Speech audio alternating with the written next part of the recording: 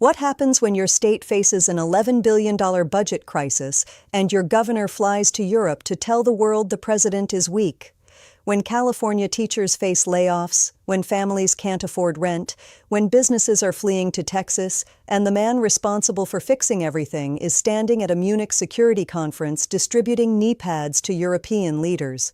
When the gap between political performance and governing reality becomes so wide that ordinary Californians can't recognize the state their governor describes? I'm Elizabeth Morgan, and welcome to the Elizabeth Morgan channel. Before we dive into this investigation, I need you to do something. Hit that like button right now, subscribe to this channel, and drop a comment below with your thoughts on what's happening. Share this video with anyone who needs to understand what's really going on. This story needs to get out there. This matters because while Governor Gavin Newsom was commanding international headlines at the Munich Security Conference, calling Donald Trump historically unpopular, increasingly weak, and politically finished, California was staring down an $11 billion budget shortfall, threatening programs that millions of residents depend on. We're talking about potential teacher layoffs across districts already stretched thin. We're talking about Medi-Cal funding pressures affecting approximately 14 million low-income Californians. We're talking about infrastructure projects being canceled while the governor tells European audiences that California dominates in AI, robotics, and quantum computing. Right now, as you watch this, California budget analysts are modeling painful spending cuts while the governor's office issues press releases about bilateral meetings with European leaders. School administrators are drafting contingency layoff plans while their governor delivers speeches about subnational diplomacy and transatlantic alliances. Small business owners are calculating whether another year of California's regulatory burden is survivable, while Newsom tells Munich audiences that California's entrepreneurial energy needs to be unleashed for good. The disconnect is breathtaking, and the people living that disconnect every single day are the 39 million Californians whose governor appears more focused on building an international political brand than solving the genuine crisis happening in his own backyard. This channel brings you the investigations mainstream media won't touch. Not because they can't, but because it requires asking uncomfortable questions about whether California's governor is managing a state or running a shadow presidential campaign while California funds the production. Because this isn't just a political story. It's a governing accountability story with real consequences for real families. How did California reach a point where its governor generates more international headlines than domestic solutions? What happens when political positioning replaces economic management as the primary product of state leadership? And what are the consequences when the people who elected you can't afford to keep living in the state you're supposed to be running? Let's follow the priorities, the budget realities, the political calculations, and the California families being left behind while their governor plays global statesman.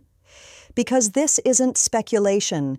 This is a developing governing crisis. In early February 2025, Governor Newsom arrived at the Munich Security Conference with confidence and conviction. He described California as the fourth largest economy in the world. He talked about subnational cooperation, building partnerships with European leaders that operate independently of Washington.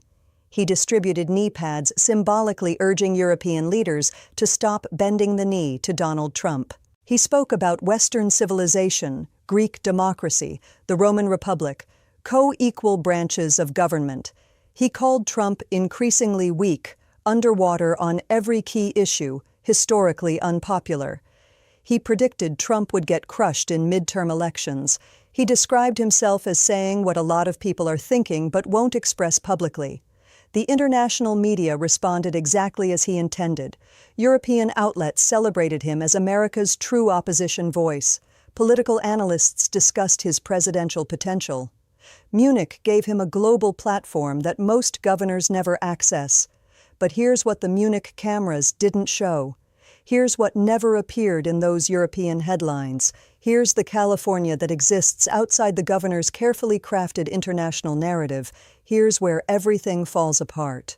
While Newsom described California's entrepreneurial energy ready to be unleashed, California's fiscal analysts were publishing assessments showing an $11 billion structural budget gap. Not a temporary fluctuation, not a pandemic anomaly. A structural mismatch between spending commitments and revenue reality that requires immediate focused leadership, not European press tours. The budget consequences are already landing on Californians. Education funding faces reductions that could mean larger class sizes and eliminated programs. Medi-Cal faces pressures that could restrict healthcare access for California's most vulnerable residents. Infrastructure projects face delays that compound maintenance backlogs already years deep. In plain language, California has a governor more interested in being celebrated in Munich as Trump's most vocal opponent than in being accountable in Sacramento as California's most effective fiscal manager. And here's the trap. California's budget problems didn't appear overnight. The state has used one-time federal pandemic funds, optimistic revenue projections, and accounting maneuvers to paper over structural imbalances for years. Sources familiar with state budget processes indicate California used approximately $22 to $30 billion in one-time funds to cover ongoing program costs. That money is exhausted. The programs remain. The gap is $11 billion, and the tools previously used to hide it are gone. But instead of leading an honest conversation about fiscal discipline, Governor Newsom is in Germany telling the chancellor about subnational cooperation frameworks. This is where the pressure becomes impossible to escape. Because California cannot simultaneously claim to be the world's model for progressive governance and post $11 billion deficits while its population flees to other states. You cannot credibly tell European leaders your state is an economic superpower while your own residents are choosing Texas over California at historic rates. It was impossible. There was no way around it. Stories about California's real situation don't start at the Munich Security Conference. They start at 6:12 a.m. when a teacher in Stockton checks her district email and reads another memo about potential budget reductions affecting classroom staffing. Picture that teacher. 16 years in the classroom. She chose education because she believed in it, stayed through difficult budget cycles before, and built her entire career around the promise that California valued public education. She earns approximately $62,000 annually. Her rent consumes 48% of take-home pay after taxes. Her student loans from the credential program she completed to become a teacher cost $380 monthly. She watched Newsom in Munich talking about California's dominance in technology and innovation, about the state's entrepreneurial spirit, about California being a universal state that the world should emulate. And she wondered which California he was describing, because her California is one of budget uncertainty, rising costs, and a governor whose attention seems permanently fixed on horizons far beyond Sacramento. She didn't need subnational diplomacy. She needed a governor fighting for the education budget. Then there's the restaurant owner in San Jose. Family business, 28 employees, 11 years operating.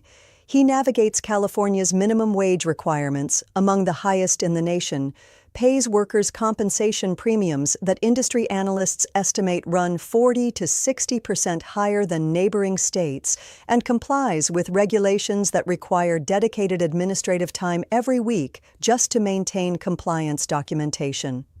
He watched the governor describe California as the place where entrepreneurial energy gets unleashed for good. He thought about the $180,000 in annual regulatory compliance costs his accountant recently calculated. He thought about the Texas Restaurant Industry Association that recently mailed him information about operating costs in Austin compared to San Jose.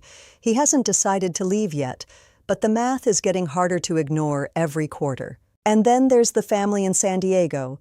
Both parents working professional jobs, combined income of $155,000. 3 years ago, that felt like enough to build something. Today, it barely covers housing at $3,800 monthly rent, child care at $2,800 monthly for 2 kids, car insurance at $380 monthly per vehicle, and the general California cost premium that makes everything from groceries to utilities significantly more expensive than the national average. They've started researching Nashville, Phoenix, Austin, not because they want to leave California. They were born here. Their families are here, but the financial math of staying is becoming impossible to justify. Their governor is in Munich talking about the importance of alliances and the strength of Western democracies. And they're on Zillow comparing housing prices in Tennessee. These aren't statistics. These are the real Californians whose daily struggles get obscured by the governor's international headlines. Now let me show you how this governing disconnect creates cascading damage across the state. Because this isn't isolated to one budget cycle or one European trip. This is a pattern with compounding consequences. While Newsom built his Munich profile, California was simultaneously processing the devastating aftermath of the Los Angeles wildfires. The fires caused an estimated $150 to $250 billion in damages and exposed years of accumulated governance failures. Fire hydrants ran dry during active firefighting. Insurance companies had fled California's market under regulatory pressure, leaving thousands of homeowners without coverage precisely when they needed it most. Forest management critics had warned for years that insufficient clearing created catastrophic fire risk. These weren't natural disasters in the sense of being unpreventable. They were policy failures that accumulated quietly until they exploded publicly. And the governor who was being celebrated in Munich for his climate leadership had presided over the conditions that made those fires so catastrophically destructive. At the same time, California's homelessness crisis continues defying the billions invested attempting to address it. The state has spent an estimated $20 to $24 billion on homelessness programs over 5 years.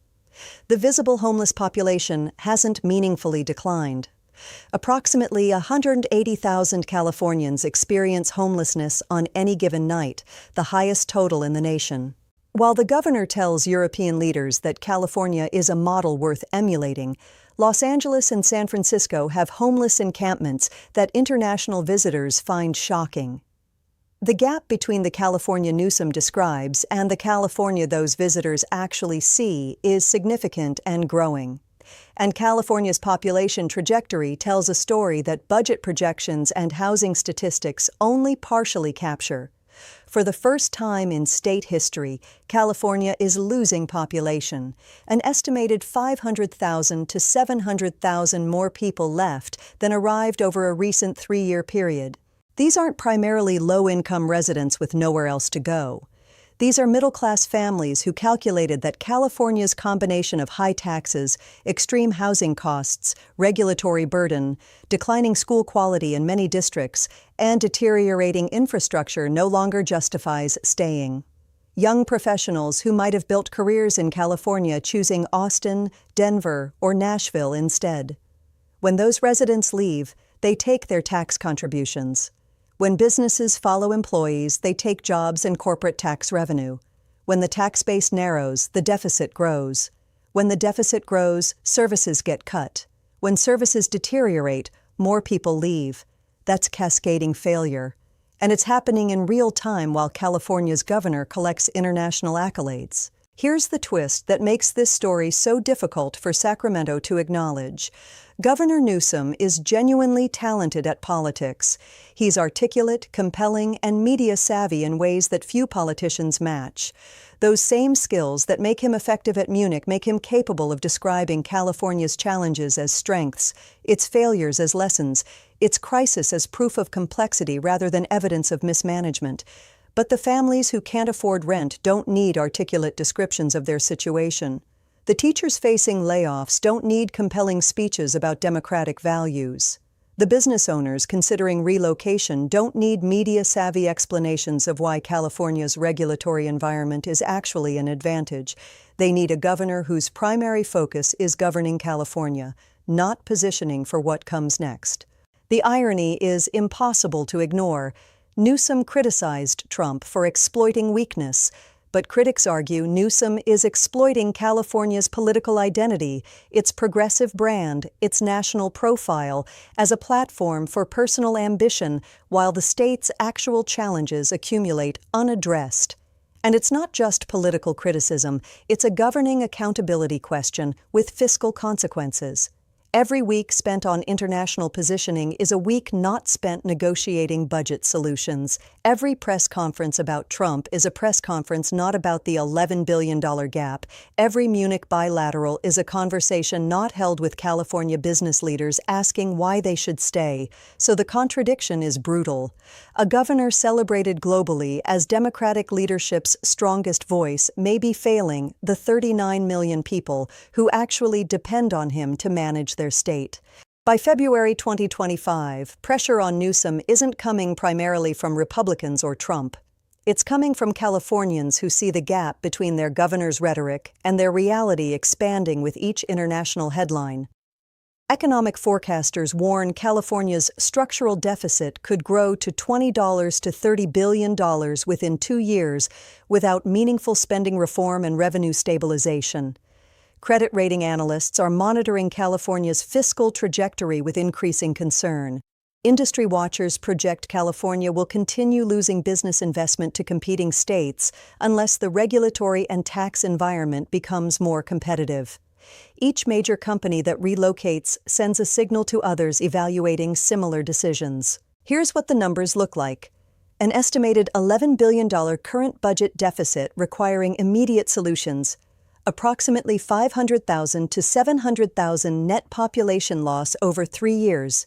Between 40,000 and 60,000 high-paying jobs annually choosing other states over California. Approximately 180,000 Californians experiencing homelessness on any given night. Not international headlines. California's actual governing report card. So here's the accountability question. Will anyone take responsibility? When California posts $11 billion deficits, the governor can't hide behind speeches about Greek democracy. When residents are fleeing and businesses are leaving, calling Trump weak in Munich doesn't fix anything. When 39 million people need focused economic leadership, international profile building isn't the answer. This isn't partisan. This is basic governing accountability. California deserves a governor whose primary job is California. If you found this investigation valuable, subscribe to Elizabeth Morgan right now. Drop a comment below. Tell me what you think. Should California's governor be touring European security conferences while the state faces an $11 billion deficit? Is building an international profile responsible leadership or political self-promotion at California's expense? Share this video with your family, your friends, your co-workers. People need to understand the distance between the headlines their governor is generating and the reality California families are actually living.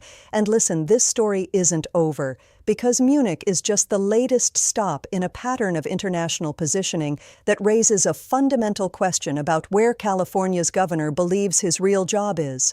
More appearances are planned. More speeches are coming. More international headlines will follow. And whether California officials will ever acknowledge that governing a state in genuine crisis requires being present in that state, focused on that state's problems, and accountable to the people of that state, not the audiences in Munich.